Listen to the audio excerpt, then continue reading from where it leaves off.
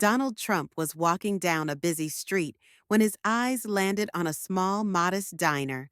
Instead of heading to the city's upscale restaurants, he decided to try this place. As he stepped inside, the customers lifted their heads to glance at him. But the most noticeable reaction came from the elderly man at the register. His face held a familiar expression, but he quickly looked away. Trump took a seat at a corner table. A few minutes later, a waiter approached nervously. "Mr. Trump, we can prepare a special menu just for you." Trump shook his head. "No need.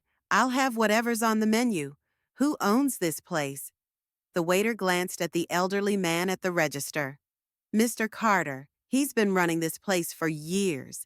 Trump noticed that Carter kept stealing glances at him before quickly looking away.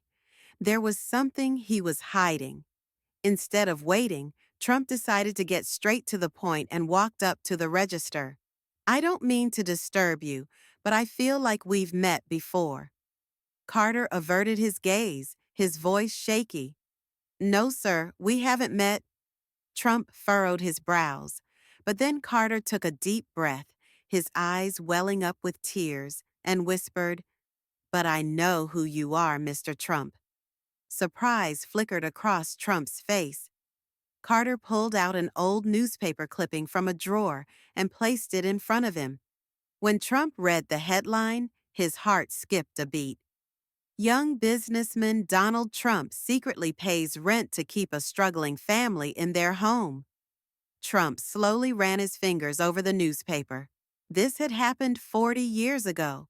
Back then, without revealing his identity, he had paid the rent for a family in need. And now, it all made sense. You. You're the father of that family. Carter couldn't hold back his tears. "Yes, Mr. Trump, I've worked hard ever since, but life brought me here. And now, you're standing right in front of me. Feels like fate, doesn't it?"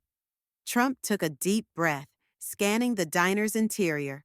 The tables were cracked, the chairs worn out, and there were only a few $1 bills in the register. He understood the situation. "Business isn't going well, is it, Carter?" Carter sighed. "The pandemic, the economic crisis. The bank won't give me a loan.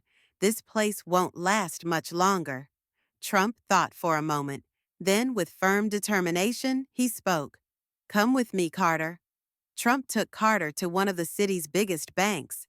The manager explained that Carter couldn't qualify for a loan, but Trump had a different plan. A few hours later, when Carter returned to his diner, he was speechless. New furniture, new kitchen equipment, a brand new sign. Trump stood there holding a file. "This place isn't closing down, Carter. In fact, it's going to grow." Trump had officially bought the diner, but he had one condition. "This place will never close. You and your family will continue running it." Carter broke into tears and hugged Trump. The customers, upon hearing what had happened, erupted in applause. The next morning, as Trump got into his car to leave the city, he took one last look at the diner. It was no longer the same. People were lining up, social media was buzzing about it, and it had a new chance at life.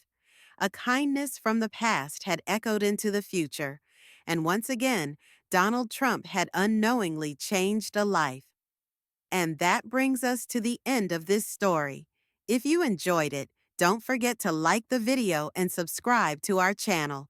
Turn on notifications for more inspiring stories. What would you have done in Trump's place? Let us know in the comments below. Trump turned to his personal assistant. "We're going to create a special fund for Carter. Small businesses need support to survive." The assistant nodded. "I'll handle it right away, Mr. Trump." Carter stood at the entrance of his diner, watching Trump leave one last time. The gratitude in his eyes said it all. That day, it wasn't just a business that was saved. A life had been changed.